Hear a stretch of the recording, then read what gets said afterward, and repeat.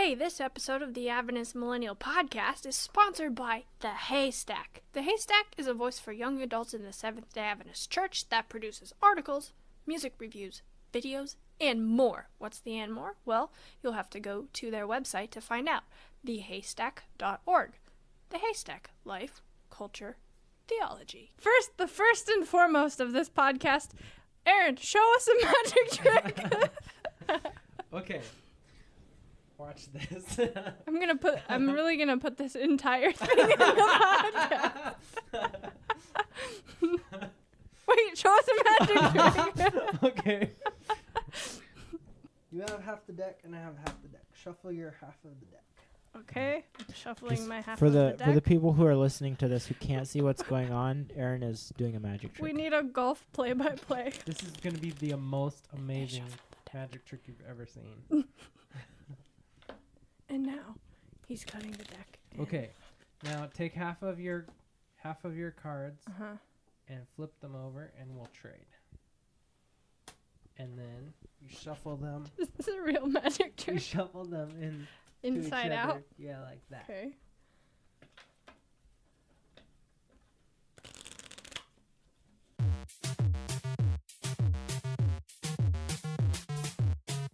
So welcome back to the podcast. This is a special episode with the entirety of the Conglomerate mind present and accounted for. So who knows where it will go. We have a topic, but you never know what we'll actually end up talking about. So yeah, so I guess let's dive in. First of all, welcome to the Conglomerate mind, folks. So we have all three of us, which as far as we know, we're the only three. But you never can tell. Aaron is the oldest, then John's the middle, and then me. So now we're just going to tell you all the things that probably you won't understand because we'll go off on tangents and rabbit holes of things from our childhood that nobody knows about except us. Yep. Okay, but that being said, we want to talk about music today. So let's go ahead. My first question is, remember when we used to record the radio and we would have these stories and in between we would break to sing like Burl Ives and Sabbath School songs? So I'm actually glad you brought this up because I was just going to ask you, should we start by reviewing our credentials and background in music? Yeah. And this is basically the highest credentials that we could have. I mean, it was on the radio. We recorded our own radio show back before that was even a thing that people did. We had a podcast as 8 and 9-year-olds. In 1998, we had a podcast. And our whole entire viewing audience was ourselves. It was So the Aaron jokes rewinding it and playing it, recording from the same spot and saying, "What?" Well, So, but for real, describe what our radio. Oh, go ahead. Oh, I was just gonna say they say you need to know your audience. Well, you can't know your audience any better than if your audience is yourself. If your audience is amused by you saying "What?" a bunch of times. So, Aaron, describe what, because you were the mastermind of all these weird things that we did. So, describe what the radio was. So the radio was basically a project that I strong-armed my younger siblings into. We used to have various tape recorder cassette players around the house. One of them, I think, started with like a Fisher Price. So I don't know if you guys can hear, but the Venetian blinds are like blowing in the wind, and it actually sounds like somebody is deliberately trying to make as much noise as possible, Okay, like in a comedic way. So the radio was basically our version of what we thought radio broadcasts were, with DJ commentary and songs and radio dramas. Weather reports. Yeah. We grew up listening to a lot of like dramatized audio tapes. And so we had cassette tape players, and of course back then they almost always allowed you to record onto tapes. So if you put Scotch tape on the the little record holes on a cassette tape. You could record on any tape that you wanted recorded to. over everything important. So I think We recorded we have- over Steve Green, probably. I think we recorded over quite a few things that we probably shouldn't have. And not to mention the fact that we had plenty of blank audio cassette tapes that were set aside for that purpose. But we basically would just come up with running commentary on whatever was important to us at the time as 10-year-olds. I think we saw snippets of Lois and Clark on ABC when it was running, and we weren't allowed to watch it. So we invented what we thought the show was and did it as a dramatized That was serial. I mean, now we're much more professional, and this is probably way more interesting than that was, but that was pretty good. I was actually really impressed with us because we basically created a radio drama about Superman that didn't have any script or pre-writing Or anything to do mythology. with Superman. That's true. And now that I think about some of the details of that story, we did not know anything about Superman or where he came from or how he got his powers or what his powers were. I wish we still had that so we could play a clip. I know. But yes, that's our origin story in broadcasting, or I don't know what, not broadcasting, just self-casting. So I wanted to talk about jumping off from there, kind of music within Adventism, because after all, this is a podcast about Adventism. So I guess I want to start out and just ask you guys, like, what was your experience with music growing up as an Adventist specifically? Well, I mean, obviously something very common for Adventist kids is to take music lessons, and we started music lessons pretty early, but I don't think that really shaped a whole lot of my ideas about music. It was just something that we had to do as kids whose parents made them do music lessons. But as far as like influential experiences early on, we weren't allowed to, well, and it's not even that we were specifically like forbidden, but we just didn't listen to the radio or to that much music. I mean, I listened to Radio Disney. But that wasn't even until like Yeah. later when we were teenagers. Yeah, that's true. When we were a young, little we old pretty for much Radio Disney. like our parents didn't really listen to music recreationally, not nearly to the extent that people do now. Maybe like on a Friday when we're all cleaning the house or something, they would put on The King's the Heralds or you know something, and then Sabbath mornings were a big time to play like Christian music as we were getting ready for church. But other than that, we didn't really just like have music playing in the house very often. That is true. However, I would make one addendum that Mom went through an Elvis phase in which she watched a recorded from TV VHS of his concerts every day for like a year. Yes, and that is how all three of us know every single Elvis song there is. Anyway, so yeah, but no, that's true. And Dad would like wake us up on Sabbath morning by putting on the Harold's Kids album or like stuff like that. Which, just as a side note, I don't know how this pertains specifically to that music shaping my opinions on music, but I still listen to those King's Herald's like those 3 Herald's albums basically every Sabbath when I'm getting ready for church. So the For All Us Kids was the kids one, and then Our Brand of Country, Yeah. and The Way We Were. Yeah. Was And literally Peaches on just toast. Yep. I was literally just listening to that yesterday with Sarah. I actually still listen to that music every Sabbath when I get ready for church. So basically, what you're saying is, your experience has been If you get the audience early, it doesn't matter how good the quality of art is. right. Yeah. Okay, but anything else to add? I mean, like, you played in church and you've seen like the whole conversations/arguments about music that happens a lot in church, right? Yeah. I mean, we've all played music in church, but I started playing guitar in church when I was 12 and basically didn't stop until just a few years ago. And I still do occasionally. I just don't have much time for it anymore. But yeah, I've heard the music controversy in the Adventist church from all different sides and all different perspectives for many, many years now. And without just enumerating all the different opinions there are, I guess what I would say is that, well, for one thing, we didn't grow up in like a super conservative church. It was pretty moderate, I guess. Yeah.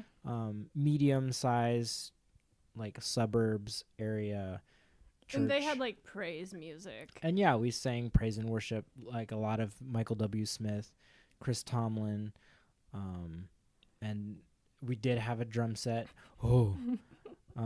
But everything had to be in 4/4 time. Yeah, and there were some older people involved in the music at our church, and they had some weird stuff that they believed was very important that was honestly kind of confusing at times. But yeah, I feel like the church that we grew up with kind of, at least for me, didn't give me a really strong bias one way or the other. Until I got to the point where I really just felt like I wanted to think about it and come to my own conclusion. I didn't grow up with any strong preconceived ideas before I formed my own. Yeah, like I feel like mom and dad never were like really strict with us about this is the rules about music. We just kind of Yeah. Well, I didn't even feel like music as like kind of a pop culture thing wasn't really a part of our childhood growing up. Like even the like Adventist-y stuff, like we didn't really listen to the Heritage Singers or the Gaithers or, like we had probably a handful of CDs that my parents had bought at some point. Yeah, literally like 12 CDs. And, we basically listened to those. Take and 6. we didn't ever really listen to like Christian radio or, we might once in a great while turn on, like public radio, listen to some talk shows or classical music. But like that was so just not something that we did. So it wasn't like there was a lot of stuff to talk about or have any kind of controversy over and we didn't anyway. go to like concerts, and which is, now that I think about it, I still have not was gone that to a on concert. Because it's not like mom and dad don't like music. Dad was a music major. Yeah, that's actually something that I have wondered about, but never really like consciously had that question that I felt like I should ask them. But yeah, because I've had conversations with other people about music in our house, and I told people, yeah, my parents are both musicians. They love music, They were in choir. but we just didn't really listen to music. And then, but I never really wondered like why that was. Because even like on both sides of the family, our extended family, they listen to music. Yeah, I don't know. Do you have thoughts? As far as like why, no, I don't know. I think it was never really a big thing for our family. I think both my parents were a lot more interested in just sitting at home and being, around the family than actually like going outside and looking for stimulus. I don't know. Yeah, maybe. Anyway, so tell us about, because your experience was probably a little bit different than ours. I feel like you weren't as involved in like church. You did music at church, but I think for not as long, right? I'm trying to remember when I started. I remember I started playing the piano for praise team at the Burleson SDA church. And I don't even remember how old I was, probably 14 or something. And I used to play a little bit in Sabbath school for the younger kids, but I think at some point I got roped into joining the band, and I did that for probably close to up until I went to college, so it was probably 3 or 4 years, if not longer. Did you like it? I didn't dislike it. Oh, it was sort of like... But mom and dad weren't making you do it, were they? Not really. Oh, okay. It was just they didn't really have anybody to play the piano, and they asked me if I would do it, and so I was like, okay, whatever. And I mean, I think that's a big part of why I got comfortable playing by ear. Beyond just like noodling around on the piano. But I don't know, I never felt like it was something that anybody pressured me into. Yeah. But at the same time, it was sort of like, other than playing by ear a little bit, I don't know how much it helped my musicianship. It wasn't like any kind of really, really structured practice or anything like that. So it was sort of just an opportunity to play. As long as it wasn't a tape playing as the track, then they were happy. It didn't have to be good. Well, yeah, and I did a little bit of that too, but I was never as musical as either of you guys, and I played like the bass for Praise Team, but I always sucked and I never got better. So that was kind of my experience. But where do you guys see yourselves on the spectrum of, like, opinions on Christian music, from like your Christian Burdals on one end and like your Skillet on the other end? Like, do you have strong opinions about, or personal preference even about, like, I don't know. Well, I'll tell you this. I'm very illiterate when it comes to just knowing what goes on in pop culture. So certainly in any kind of mainstream music, I don't really listen to what's going on in the current trends. As far as Christian music, I know a little bit of what it is just because I'm involved with a church, and so I work pretty closely with the worship team. So I know a little bit of kind of contemporary Christian music, but I don't like listen to Christian music. So I don't have like a it? I think most Christian music sucks. Honestly, it's just not. Because it's evil. Because No, satanic? it's like it's not very complex. Oh, And yeah, that's like true. It's my not K-pop. my biggest issue with it is that it's not real deep. It's not very musically challenging, and so it's Well, boring. what do you want It's from boring people? for somebody who likes to write music, or who likes to listen to classical music and appreciate Okay, all here's kinds a of different thought that I things. just had. Is it simple and boring because Christian songwriters are not creative, or because they have to do that in order for people to be able to perform it? I think I don't know. I think the impression is that it needs to be simple for people to sing it, but then you listen to a lot of worship songs and it's not really written to be easy for people to sing. It's not So, like congregational. I 'Cause think hymns are easy to sing. So I'm very extremely opinionated Okay, about tell this. us. Just to answer your initial question, I would describe myself, and have been described by other people, as leaning pretty far to the conservative side of things as far as music in the church, Christian music in general. However, I would say a huge chunk of that falls down to my own personal preference, and I don't feel very much need to dictate what other people choose to listen to or play. I do think You won't storm out because #Charmaine is a sinner.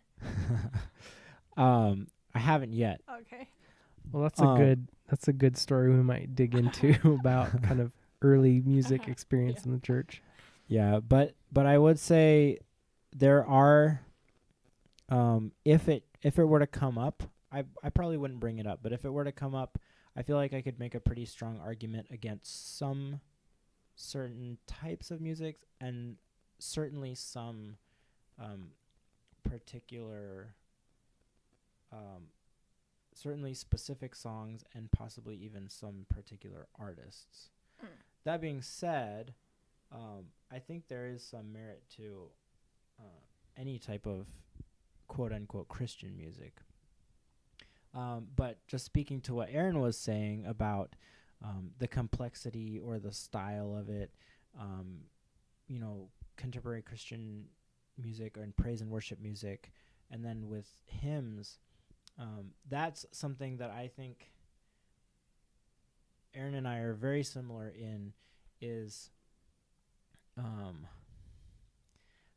not really sure how to put this, but we need to be interested in something.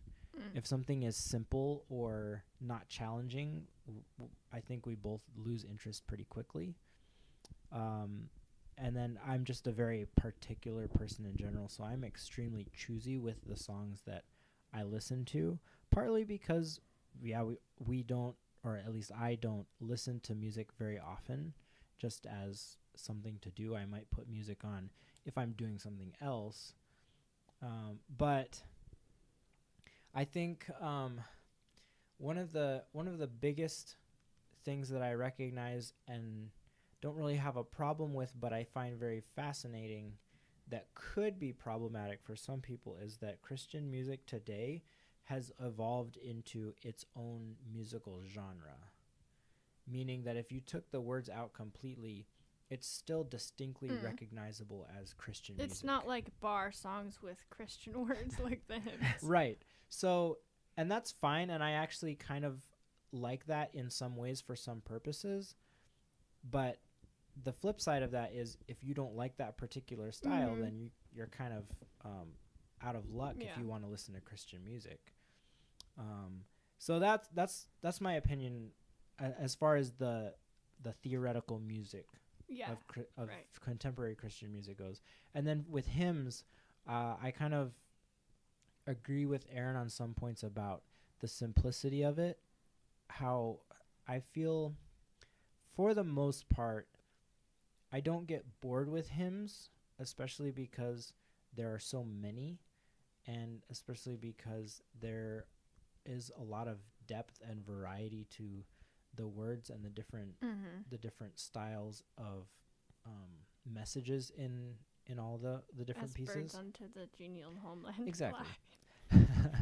But I think the fault does not lie so much with the hymns, in that they can be, to a musician, hymns can be a little bit boring, not because the music itself is boring, but because of the way that they're used. Like I said, there's so many hymns that you end up just, people don't know all of them, and so then you end up hearing the same ones like over and 15, over again. Yeah. So that contributes to it, but I think the biggest thing is, if you open the hymnal and look at the notes, there's notes there, but those are 4-part harmony notes. That's not the accompaniment. And bless their heart, there are many people who volunteer to play piano or organ or whatever instrument it is, to accompany the hymns in church. But if there's no sheet music in front of them, what they're going to play is fairly basic. Yeah. And I find that it's very few and far between the pianists who can really do a very well structured and musically interesting accompaniment to hymns without having an arrangement, like sheet music arrangement, in front of them. And I think that's where, at least for the people who may get bored sometimes listening to hymns, that's the reason why. That's interesting.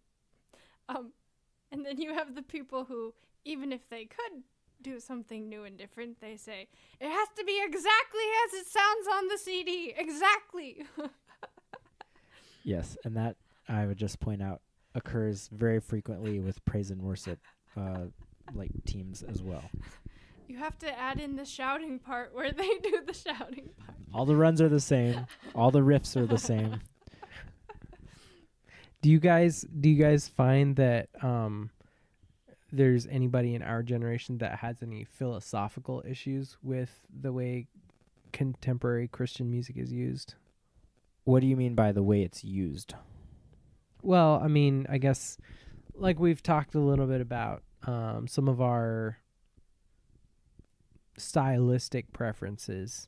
I don't have any major problem with the way I'm specifically talking more about like praise and worship music. I don't know enough about Christian music in general to talk about other, other artists outside of worship style. But so are you talking about the music itself or the way it's used in the service and its purpose therein?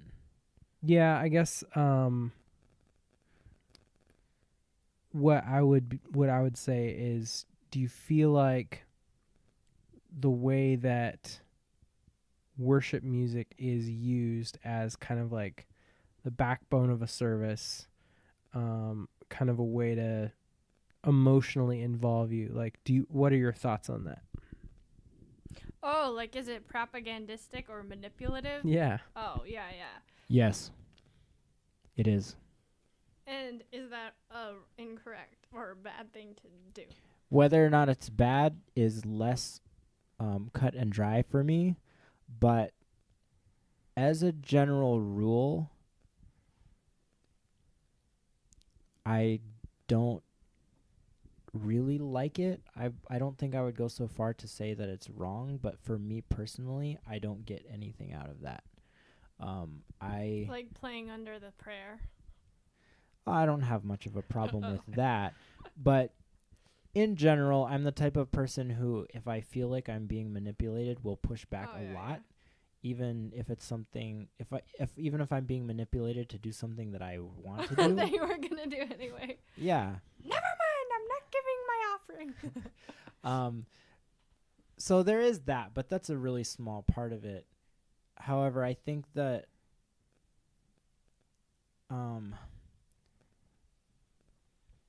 it's often a combination of things, but the style of the music, the style of the service, and the way that it's hard to explain without just like going into really specific scenarios in great detail, but yeah, I would say there are, not even most of the time, but there are times when I would disagree with the way the music is being used in the service. What do you think the purpose of using music in a worship context should be? Obviously, it should to be generate offering. Nobody's supposed to know that. Now they're gonna know why we have a special music during. Give us your dollars. Give them yours. We do that during children's story. Oh yeah, that's right. No, for me, I mean, music is an emotional thing, and I would not say that it is incorrect to use that to modify or manipulate our emotions to some degree. And I might even go so far as to say that we should, but it depends on what the underlying purpose, but then also the actual result is. For me, I'm a very introspective person, and there are times when music is used to set the mood where I feel misled or possibly even violated. And there are times when music is used to set the mood where Can you give an example? Like when the drummer's violating you with his drumstick. Well, no, not physically violating me, but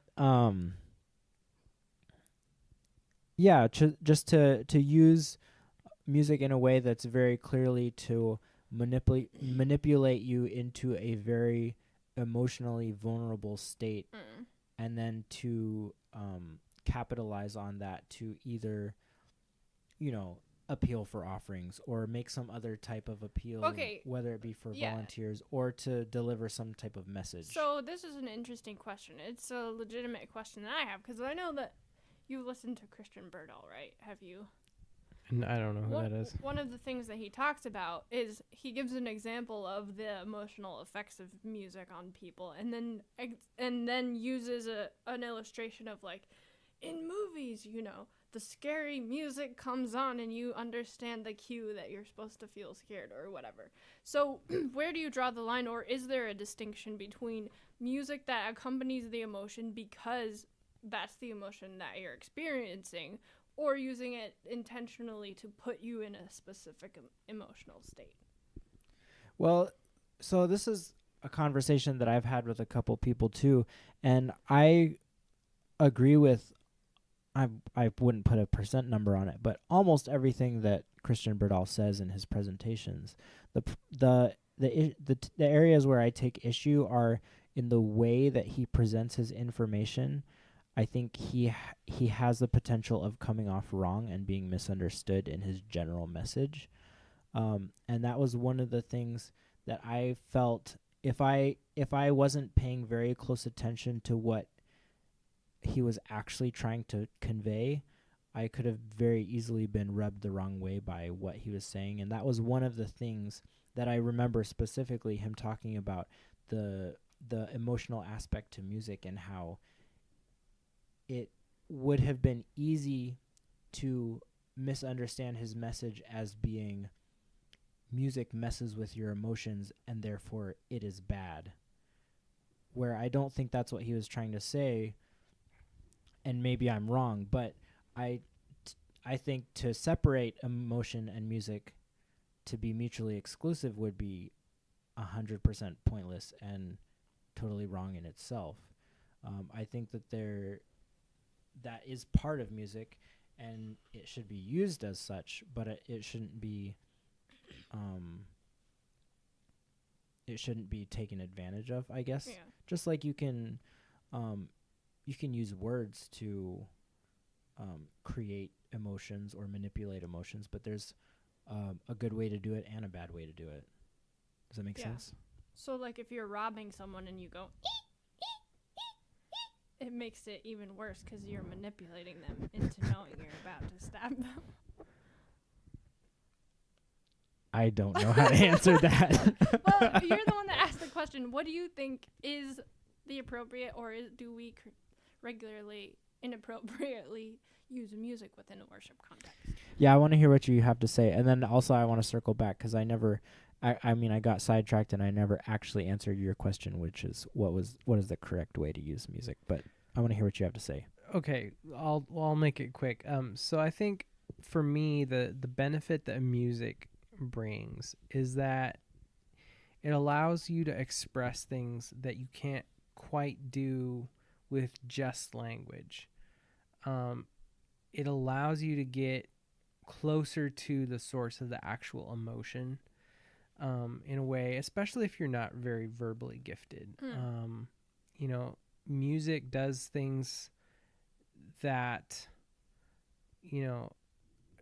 much in the same way like a really good painting or something that, anything that kind of evokes a strong emotional response.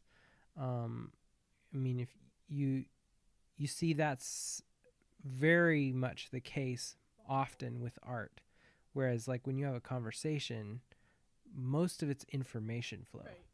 So I feel like the benefit of using music is it allows you to do something that you can't do just with the rest of the pieces of worship service, which is primarily spoken word, rhetorical. Yeah. And so for me, it seems like if you're trying to do something as a group, if you have a time set aside to worship God, it can give you another dimension to experiencing that worshipful mode. I think where you run into problems, obviously if you're intentionally trying to manipulate the the congregation, that's kind of malicious. But I don't think most of the time that's the issue. I think most of the time is we're like, oh, this is where the music goes, so we're going to put some music here. Right. Without any kind of thought or understanding into like what's the purpose of having music there to begin with. It's the liturgy, that's why. You know, if it's just because, well, this is where we usually put the special music, so we don't have a special music this week, so can you do something like real quick? I feel like tape. it's like Yeah. I would rather not have something than to hear it done poorly. And it's not because I'm assaulted by their their Right. poor musicianship. It's just that if your initial intention is to try to find some way to commune with this thing that's usually invisible and not really tangible in our life, and this is a tool to do that better, why would you do something like That doesn't half-assed accomplish in that, church, I mean, but wouldn't psychedelics also make that communal experience? Well, maybe, but I don't think we have like thousands and thousands of years in our culture of how to use that, that's been studied and processed and refined. Let's start the microdosing LSD church. So, obviously it exists for something, but I don't think that we have the kind of research and cultural background This to is where use we it. put the LSD, but we don't have anything prepared. Could you just drop some acid right here? Okay. So what were you going to say, John, about So I was actually going to say something pretty similar to what you were driving at, and that's that if I were to sum it up basically, I would say that music is a tool of engagement. Music is a very engaging thing, and that's why so many people listen to music so often. And that's where it can be useful or abused in a church setting, is because it's a way to add an additional level of engagement. Like you were saying, not everyone has the ability of, if you listen to a really great public speaker, the really good ones are able to engage their audience quickly and deeply. And if you don't have that ability, music can give you some of that. And that's just an example of, using music as a tool to engage the audience or the congregation, whatever the setting might be. So for me, I think it is a very individual thing, and I think it also depends a lot on motivations, but you can't truly evaluate another person's motivations. So it always kind of comes back to a personal issue. But the way that I ideally use music is, just to give an example, or the way that I would see music being ideally used. My example would be when I'm having my own personal devotions, I very often start them by singing just one or two verses of one or two of my favorite hymns, or even I might even go to one that I've never sung before. And there's something about the music that just kind of, at least for me, helps me more easily change my mindset, whether my devotions happen in the morning, to change from, an attitude of, being asleep or just tiredness, or whether it's at the end of the day, changing from busyness of day to devotions mode. It helps to more easily change the mindset and attitude. But then I think also it does help kind of engage you into that activity more. Not just hearing the music, but then the further,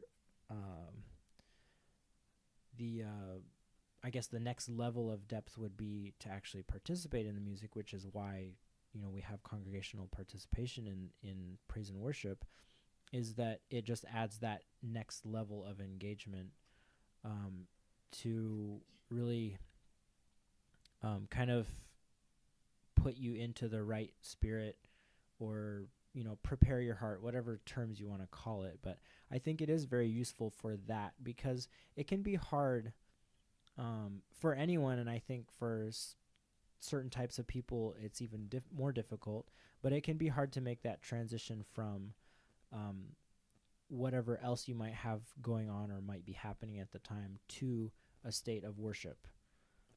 And I think most people probably realize that, and that's of course the very obvious reason that many churches start out with music, but it's not very often articulated, and it's not always done well. And that concludes this week's part 1. Be sure you tune in next week, because it gets a little spicy and we get in kind of a disagreement and we argue. So here's a clip to entice you to come back for part 2 of this conversation. I don't know whether it's because I've found more fulfillment in being involved that I'm bored with church, or if I'm just bored in church because it's boring. If I didn't have a family, or if it was just me and I was like, would I rather go to church or stay home? I'd rather stay home.